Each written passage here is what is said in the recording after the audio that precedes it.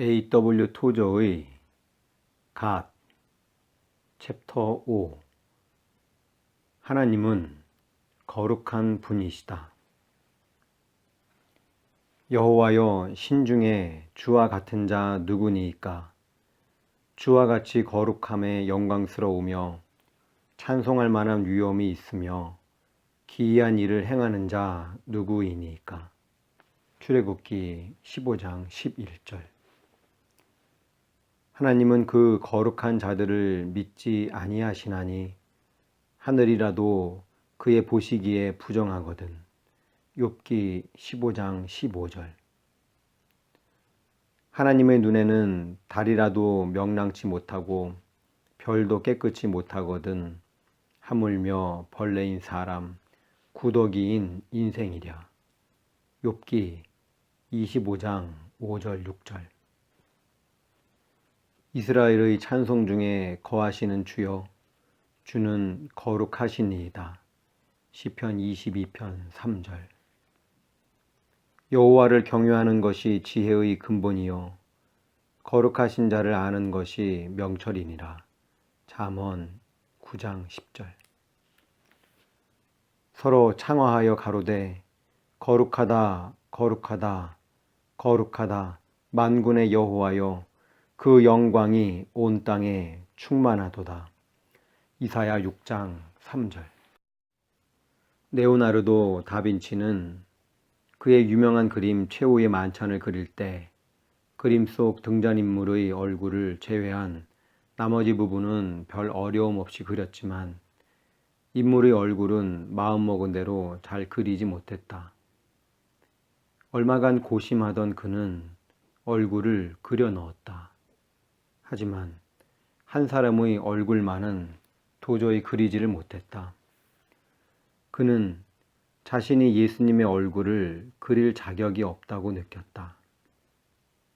그는 예수님의 얼굴을 그리는 일을 자꾸 미루게 되었다.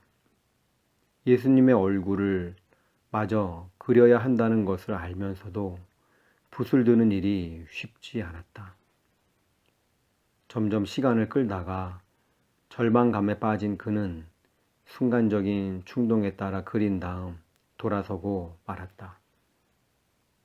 그리고 이래야 소용없어. 나는 예수님을 그릴 수 없어. 라고 중얼거렸다. 나는 하나님의 거룩함을 설명하려고 할 때 레오나르도 다빈치와 같은 심정이 된다. 나도 다빈치처럼 절망감을 느낀다는 말이다. 나뿐만 아니라 누구든지 하나님의 거룩함을 설명하려고 시도하는 것은 소용없는 일이다. 하나님의 거룩함을 아주 잘 설명한다는 사람들도 현란한 수사로 가득한 하프를 연주하는 것에 불과하다. 그러므로 그들의 설명이 끝났을 때는 당신은 음악을 들었을 뿐 하나님을 본 것은 아니게 된다. 우리는 거룩함을 이해할 수 없다. 우리가 지적으로 하나님을 이해하려고 할 때 가장 이해하기 힘든 부분은 그분의 무한성이라고 생각한다. 우리가 입으로는 하나님의 무한성에 대해 이야기하지만 마음으로는 조금도 느끼지 못할 수 있다. 그러나 하나님의 거룩함에 대해 이야기할 때에는 우리의 지적 이해의 한계에 직면할 뿐만 아니라 우리 자신에 대해 혐오감을 느끼게 된다. 이것은 정말 참기 힘든 일이다. 이렇게 되는 것은 우리가 타락한 존재이기 때문이다. 우리는 영적으로, 도덕적으로, 정신적으로, 그리고 육체적으로 타락했다. 우리는 속속들이 타락했다. 우리 각자는 부패한 세상에 태어나 요람에서부터 더러움을 배운다. 우리는 어머니의 모유로서 더러움을 키우고 우리를 둘러싼 공기를 통해 더러움을 들이마신다. 우리의 교육은 더러움을 심화시키고 우리의 체험은 그것을 굳게 다진다. 사악한 더러움이 도처에 널려 있다. 모든 것이 더럽다. 우리에게는 백설처럼 흰 것도 실상은 거무스름한 회색일 뿐이다. 우리에게는 지극히 고상한 영웅들도 더러워진 영웅들이다. 그렇지 않은 영웅은 없다. 이런 사실을 잘 아는 우리는 그들을 너그러이 봐주고 그들의 결점을 못 본 채 하고 그들에게 큰 기대를 갖지 않는다. 우리는 선생들이 모든 것을 다 가르쳐 줄 것이라고 기대하지 않는다. 우리는 정치인들에게서 성실성을 기대하지 않는다. 우리는 그들이 거짓말을 해도 쉽게 용서해주고 다음 투표 때가 되면 또 찍어준다. 우리는 장사하는 사람들이 정직할 것이라고 기대하지 않는다. 다른 사람을 완전히 믿는 사람은 없다.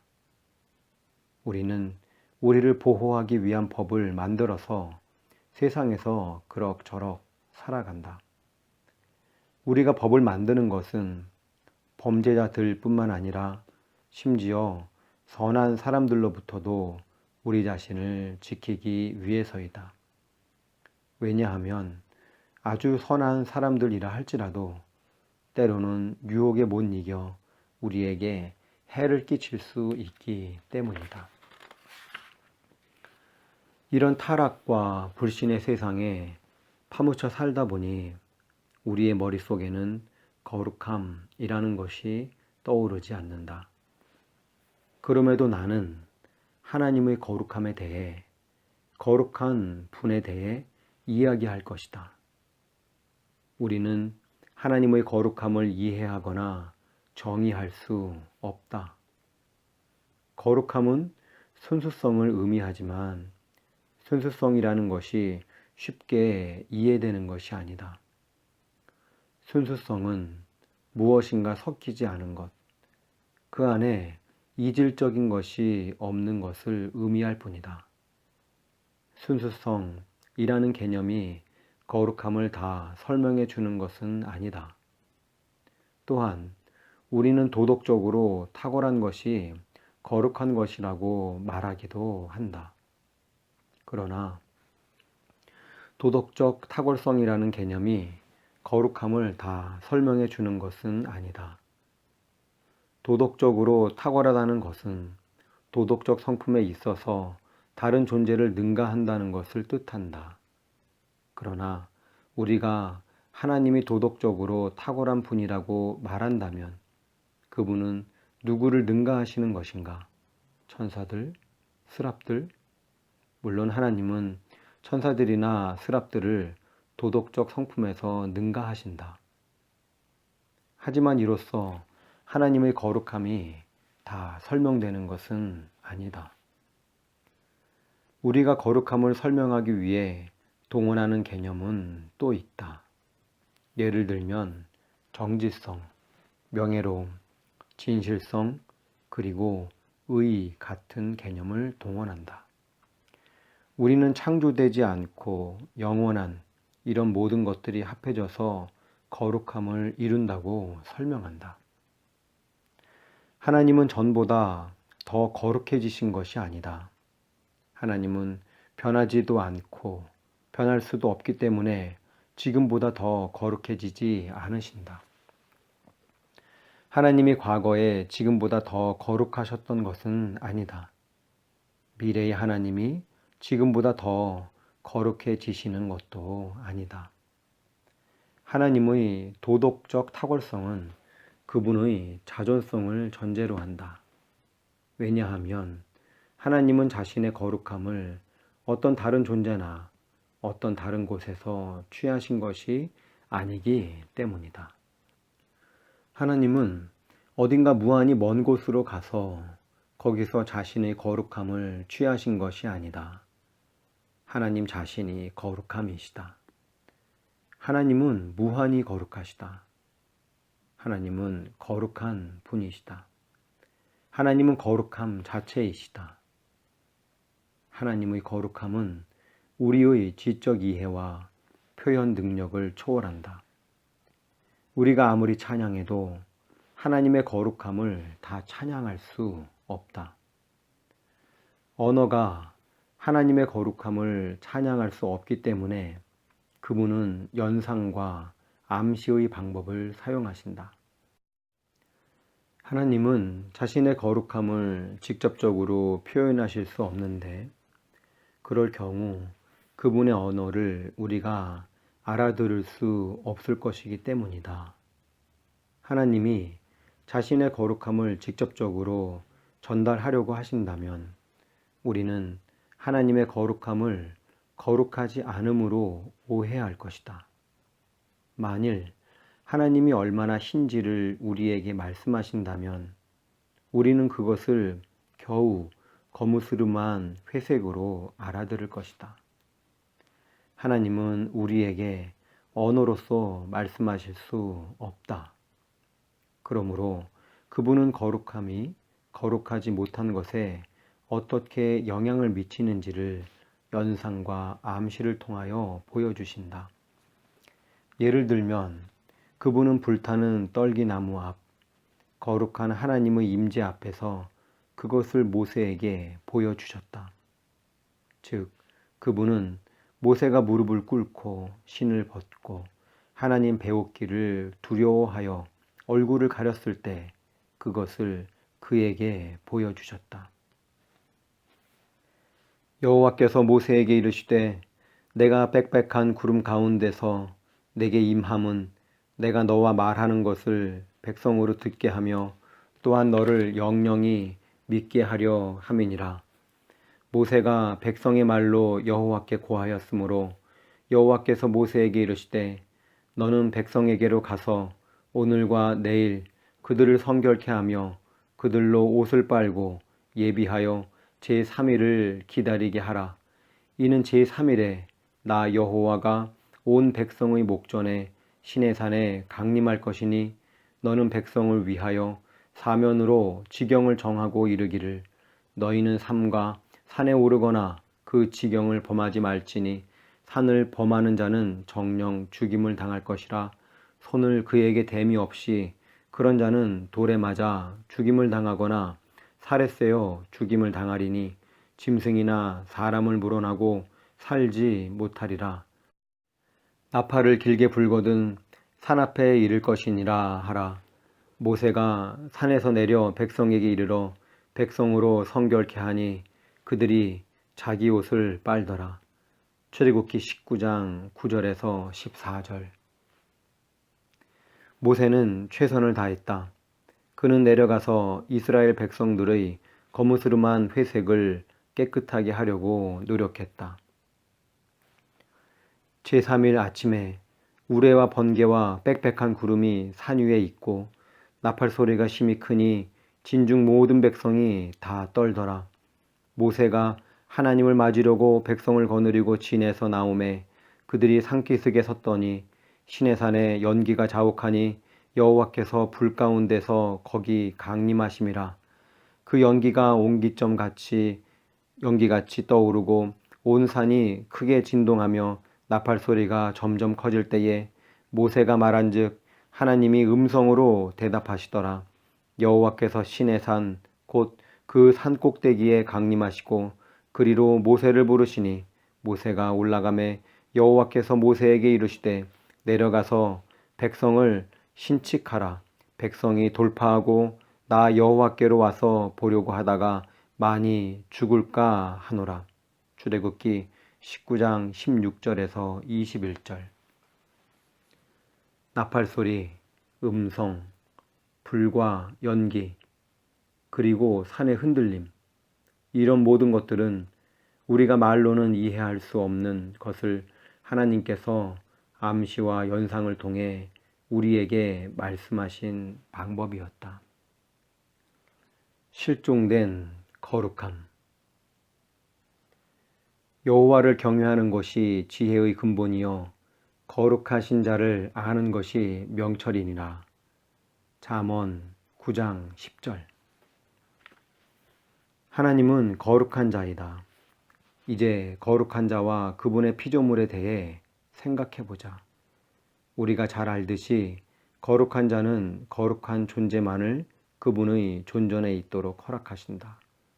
그러나 인본주의가 판치는 지금의 세상에서, 기독교가 약화되고 감상주의에 빠져있는 이 세상에서 기독교가 큰 소리로 코를 풀고 하나님께 불쌍하고 약하고 눈물 많은 노인의 이미지를 덮어씌운 이 세상에서, 이토록 황당할 정도로 끔찍한 세상에서 교회는 거룩함의 개념을 거의 잃어버렸다.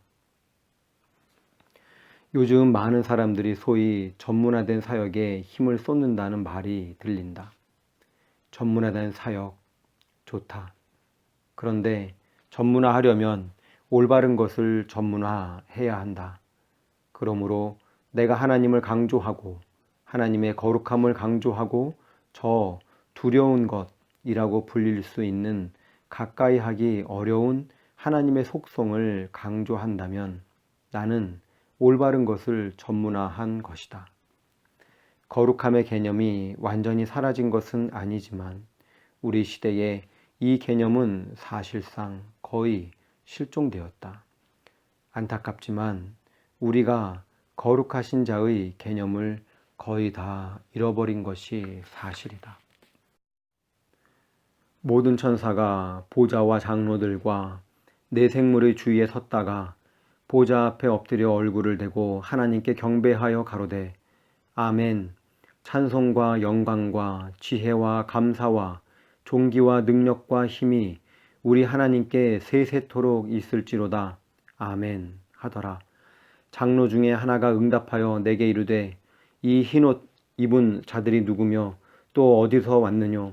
내가 가로되 내 주여 당신이 알리이다 하니 그가 나더러 이르되 이는 큰 환난에서 나오는 자들인데 어린 양의 피에 그 옷을 씻어 희게 하였느니라. 그러므로 그들이 하나님의 보좌 앞에 있고 또 그의 성전에서 밤낮 하나님을 섬김에 보좌에 앉으신 이가 그들 위에 장막을 치시리니. 요한계시록 7장 11절에서 15절. 지금과 같은 시대에 나는 우리가 명목상의 그리스도인은 아닌지 걱정을 하게 된다. 우리는 자신을 그리스도인이라고 증명할 수 있다. 누구라도 헬라어 사전을 펴서 당신에게 당신이 성도임을 증명할 수 있다. 그러나 나는 이런 종류의 기독교를 걱정한다. 우리의 완악함을 느끼는 데에는 두 가지 방법이 있다. 하나는 표현할 수 없고 가까이 하기 어려운 하나님의 거룩함을 느끼면서 우리의 완악함을 느끼는 것이고, 또 하나는 하나님의 거룩함을 느끼지 못하고 그냥 우리의 완악함을 느끼는 것이다. 후자에 해당되는 사람들은 자신이 진정으로 회개할 만큼 강력한 충격을 받은 적이 있었는지 스스로에게 물어야 할 것이다. 회개하지 않은 사람이 정말 믿음을 가질 수 있을까? 오늘날 우리는 사람들에게 신속한 처방을 내리고 그들에게 믿기만 하라고 충고하고 그들의 이름과 주소를 받아 적고 그들에게 이제 모든 것이 해결되었습니다 라고 말한다. 그러나 내가 볼 때 우리 믿음의 조상들은 하나님을 이런 식으로 알지 않았던 것 같다. 아일랜드의 대감독 제임스 어셔는 강가로 가서 통나무 옆에 무릎을 꿇고 토요일 오후 내내 그의 죄를 회개했다고 한다. 그는 자신이 얼마나 완악한지를 철저히 느꼈다. 그는 자신이 거무스름한 회색이라는 것을 참을 수 없었다. 그가 볼 때 하나님은 가까이 하기 힘들 정도로 빛나는 흰색이었다. 그는 자기는 흰색이 되려고 아무리 노력해도 거무스름한 회색밖에 못 되는 것을 견딜 수 없어 했다. 하나님의 불같은 거룩함. 이사야서의 한 구절을 읽어보자.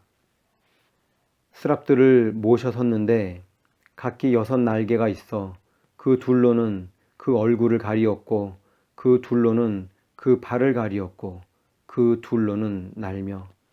이사야서 6장 2절. 스랍들이 모셔 섰을 때 그들에게는 경박한 언행이 없었다. 그들에게는 사람들을 웃기려고 어릿광대보다 더 애쓰는 가련한 모습이 없었다. 거룩한 피조물들은 하나님의 임재를 느낄 뿐이었고 그들의 발을 가리었다.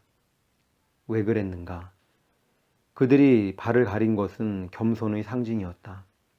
얼굴을 가린 것은 경배의 뜻이었다. 그들은 날기 위해 오직 2날개만을 사용했다. 그들은 스랍들이었다.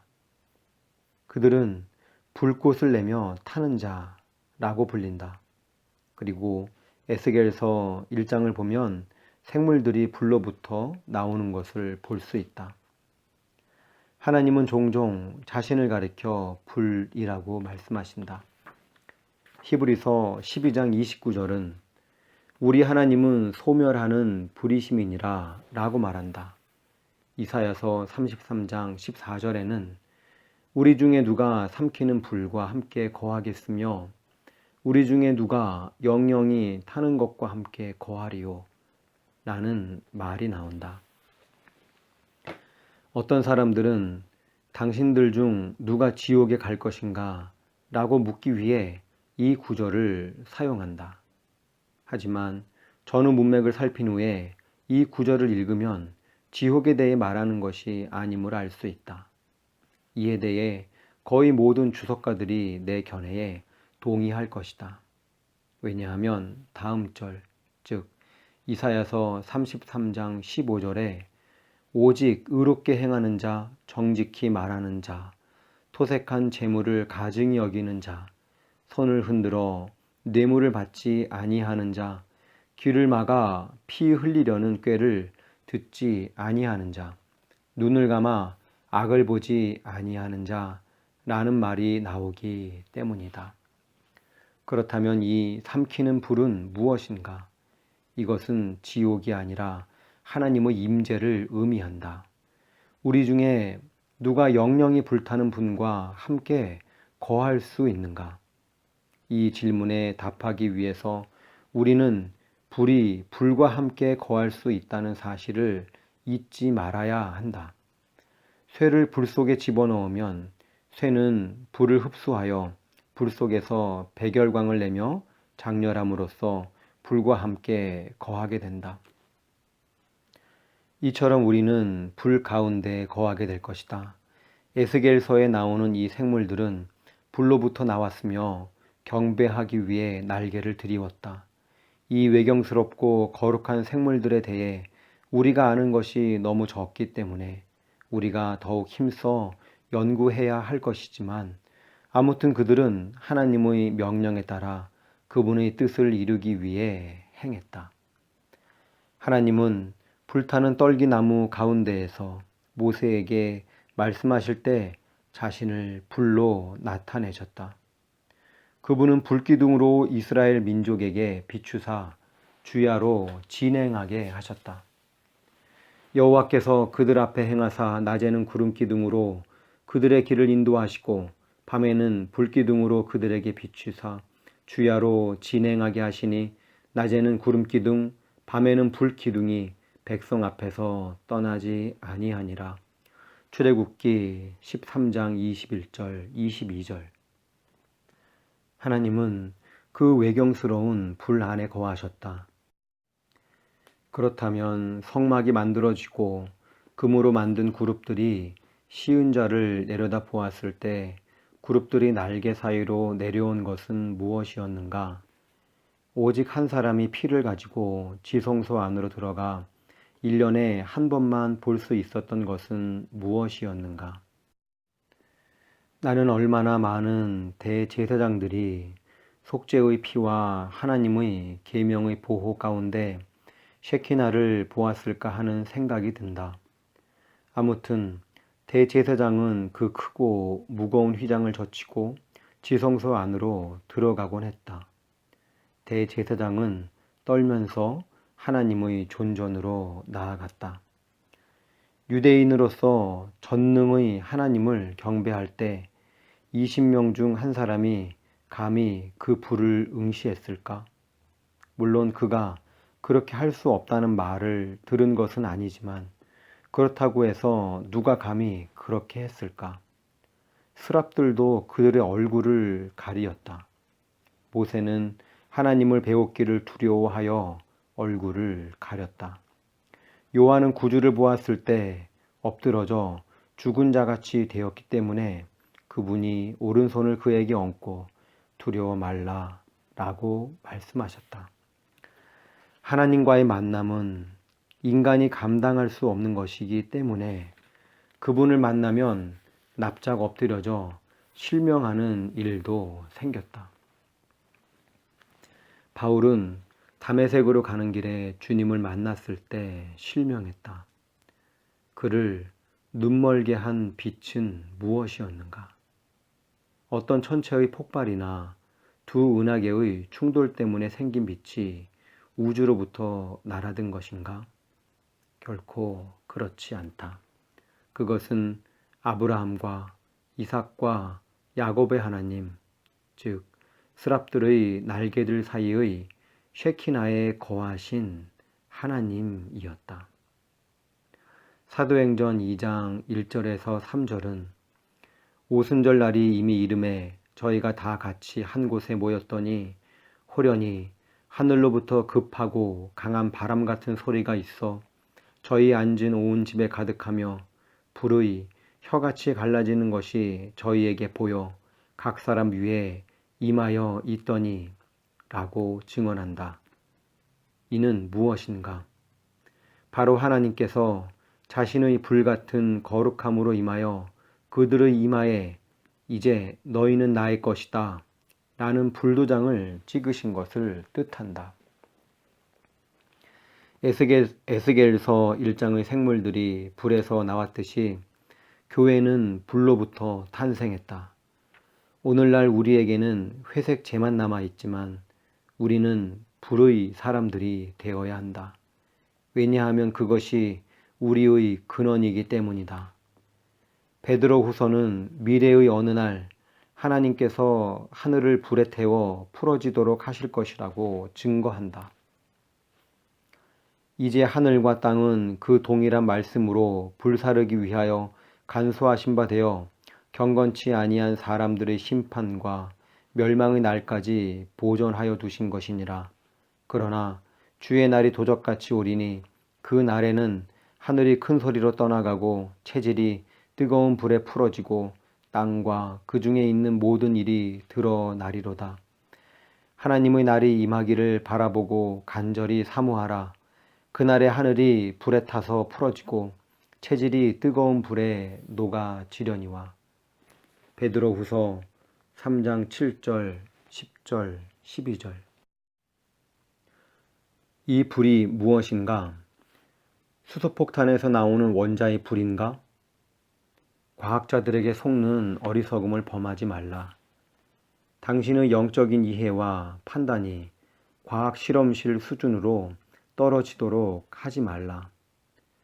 스랍들이 그것으로부터 나온 저 외경스러운 불, 그룹들 사이에 거한 저 불, 사도 바울을 납작 엎드리게 만든 저 밝은 빛, 바로 그 불이 장차 천지를 녹일 것이다. 저 거룩한 것의 두려운 임재, 즉 저 두려운 것이 천지를 녹일 것이다. 내가 지금 하나님을 가리켜 것이라고 말한다고 해서 불쾌하게 여기지 말라. 왜냐하면 나는 그분이 인격체요 이스라엘의 거룩하신 자요 하나님이심을 잘 알기 때문이다.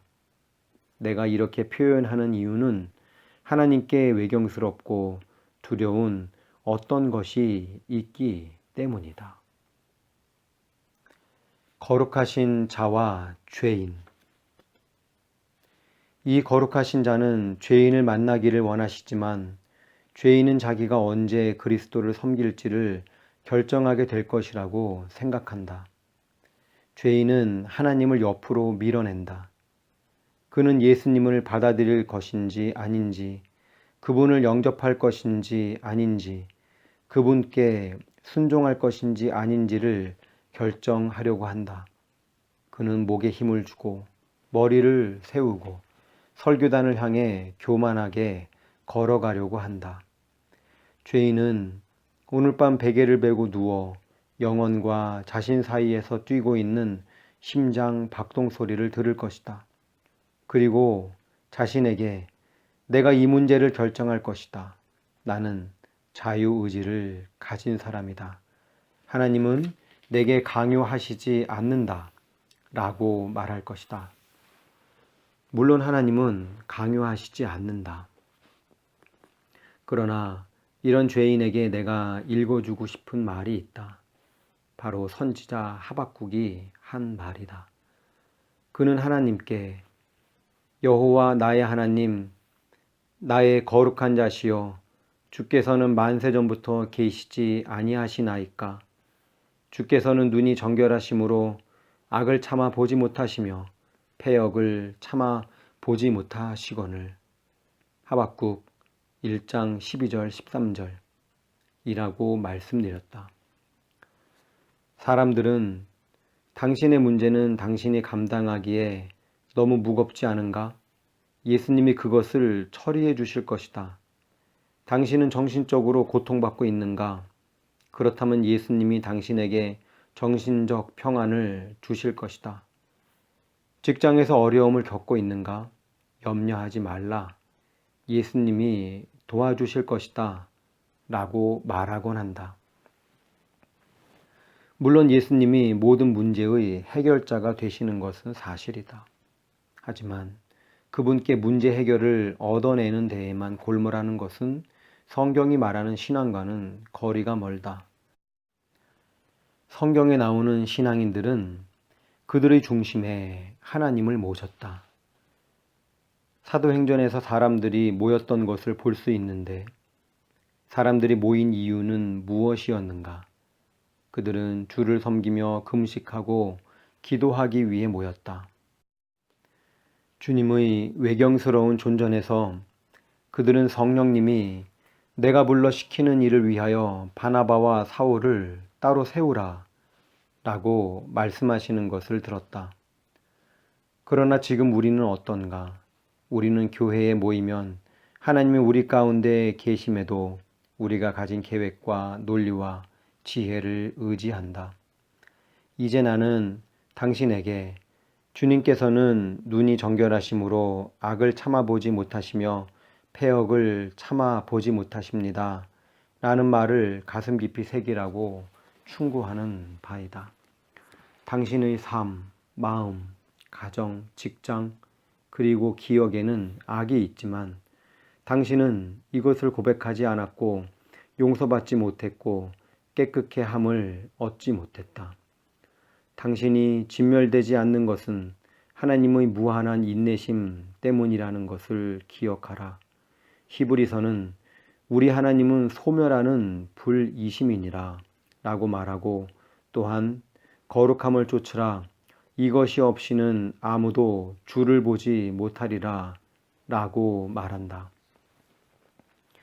이곳저곳에서 성경 해석자라는 사람들이 나타나 거무스름한 회색빛 해석을 내놓는다. 그들은 말씀을 약화시키고 사람들이 요리조리 빠져나갈 길을 만들어 주면서 더 궁금한 것이 있으면 내가 설명해 놓은 줄을 보라 라는 말을 늘어놓는다. 그러나 하나님의 말씀은 거룩함을 쫓으라. 이것이 없으면 아무도 주를 보지 못하리라. 히브리서 12장 14절 라고 선포한다. 이 말씀을 올바로 해석한 사람이 마음의 가책을 느끼지 않고 평안히 집으로 돌아갈 수 있다면 나는 그의 눈이 저 두려운 것을 똑똑히 보았을 것이라고 생각한다. 아마도 그는 거룩함을 알 것이다. 아마도 그는 우리를 완전히 압도하고 납작 엎드리게 만드는 하나님의 거룩함을 느꼈을 것이다. 하나님이 예배의 중심이셨던 과거에는 사람들이 제단 앞에서 무릎을 꿇고 떠는 가운데 울면서 자기 죄를 깨닫고 진땀을 흘리는 일이 흔히 있었다. 그런 시대에는 이런 일이 당연한 것으로 여겨졌다. 그러나 현재는 이것이 결코 당연시 되지 않는다. 왜냐하면 우리가 전하는 하나님은 영원하고 두려운 하나님이 아니요 나의 거룩하신 자가 아니요 눈이 정결하심으로 악을 참아보지 못하시며 패역을 참아보지 못하시는 하나님이 아니시기 때문이다. 우리는 이신칭의와 그리스도의 전가된 의라는 법적 해석을 너무 즐겨 사용한 나머지 우리 영성의 포도주에 물을 타버렸다.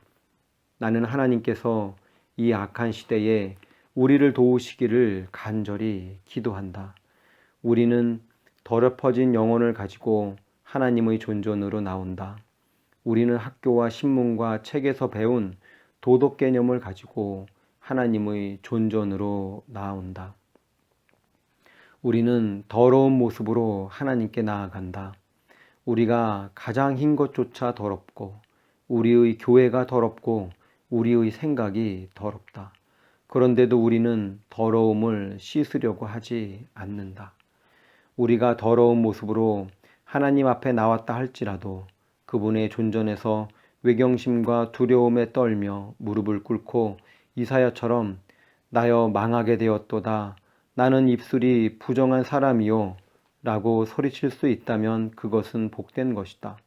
하지만 우리는 더러움을 깨닫지 못한 채 하나님의 존전으로 성급히 나아간다. 우리 자신은 더럽지만 우리를 곤경에서 구해주는 책들을 가지고 있다. 예를 들면 인스턴트식의 구원에 이르는 7단계 같은 책이 7개의 성구를 사용하여 우리를 곤경에서 구해준다. 매년 그리스도인들이 증가하고 교인들이 더 늘고 교회 건물들이 더 건축되고 더 많은 헌금이 들어오지만 우리의 영성과 거룩함은 점점 줄어든다. 성경은 거룩함을 좇으라 이것이 없이는 아무도 주를 보지 못하리라 히브리서 12장 14절라고 분명히 가르치지만 우리는 이런 거룩함을 잊고 살아간다. 분명히 말하지만 우리는 하나님을 하나님으로 대우해 드려야 한다. 하나님은 털끝만큼도 흠이 없는 거룩한 분이시오. 가까이 할 수 없는 거룩한 분이시오. 완전히 거룩한 분이시다. 우리는 하나님이 거룩함 자체이심을 알고 그에 따라 행동해야 한다. 나는 그분이 변하시거나 그분이 요구사항을 완화시키는 것을 원하지 않는다. 이 우주에 거룩한 존재가 계신 것 때문에 내가 불이익을 당한다 할지라도 나는 우주에 그런 존재가 계시기를 원한다. 오늘날 안타깝게도 우리 교회들은 사람들에게 거룩한 흰색을 요구하지 않고 오히려 거무스름한 회색 상태로 머물러 있다. 누군가 그리스도인들에게 거룩한 사람이 되라고 권하자마자 어떤 사람이 와서 그들에게 형제여 신경 쓸 것 없습니다. 광신자가 되지 마십시오. 하나님은 우리의 육신을 이해하십니다. 하나님은 우리가 흙이라는 것을 잘 아십니다. 라고 속삭인다. 물론 하나님은 우리가 흙이라는 것을 잘 아신다. 하지만 또한 하나님은 눈이 정결하심으로 악을 참아보지 못하시며 패역을 참아보지 못하시는 분으로서 거룩함을 좇으라 이것이 없이는 아무도 주를 보지 못하리라 라고 가르치신다. 토마스 비니가 남긴 다음 글은 참으로 놀랍기 그지없다. 영원한 빛이시여 영원한 빛이시여 감찰하시는 하나님의 눈 앞에서도 우리의 영혼이 위축되지 않고 차분한 기쁨 가운데 살아서 하나님을 볼 수 있을 때 우리의 영혼이 얼마나 깨끗하겠습니까? 하나님의 보좌 주위의 영들은 소멸하는 불이신 하나님의 존전에 거할 수 있는 복을 누립니다. 이런 복은 오직 그들만의 것입니다.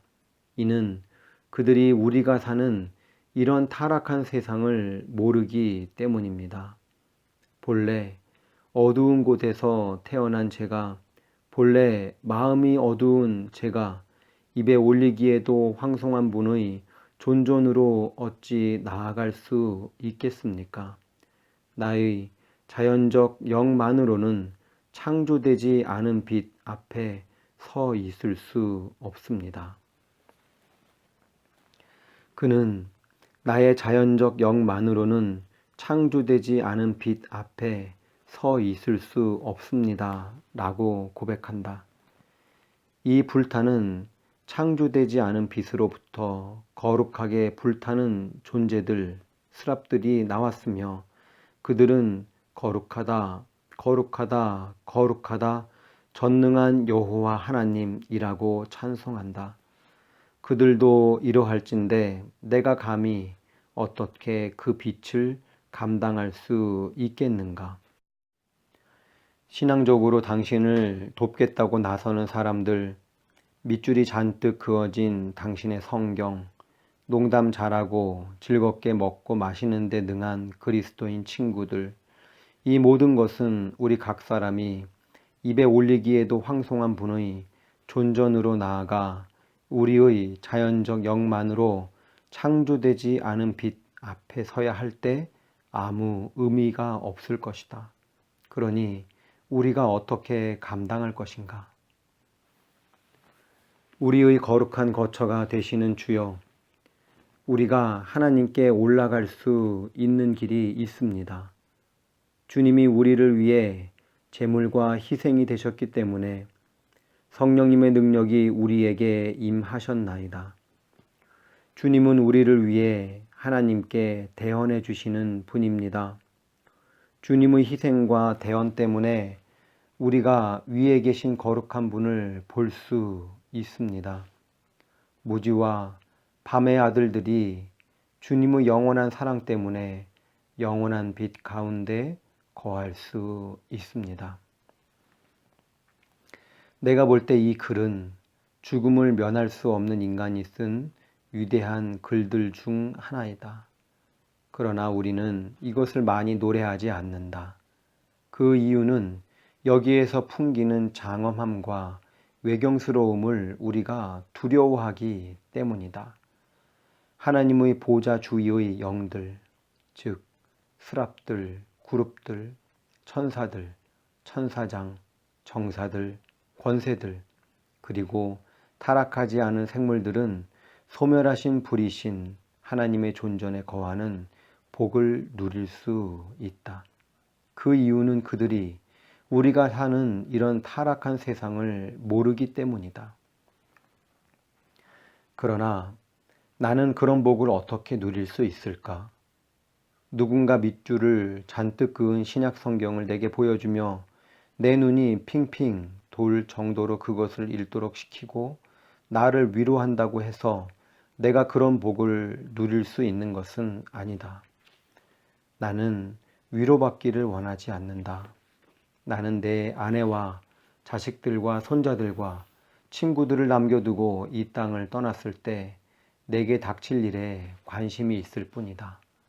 그들은 내가 입에 올리기에도 황송한 분의 존전에 섰을 때 창조되지 않은 빛이 벌거벗은 내 영 위에 쏟아질 때 이토록 두려운 때에 나를 도울 수 없다.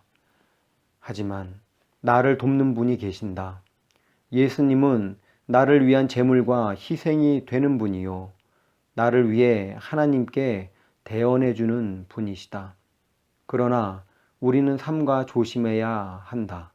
왜냐하면 과거에는 회심이 혁명적이고 철저하고 놀랍고 두렵고 영광스러운 것이었지만 지금은 이런 회심을 찾아보기 힘들기 때문이다. 우리는 하나님이 이스라엘의 거룩하신 자라는 것을 잊어버렸다. 오 하나님, 시간이 살같이 흐르고 놀란 새처럼 날아갑니다. 시간이라는 새는 지금 날고 있지만 그 갈 길이 금방 끝납니다.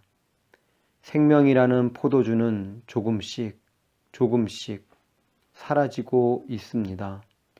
인생의 낙엽이 하나씩 떨어지고 있습니다.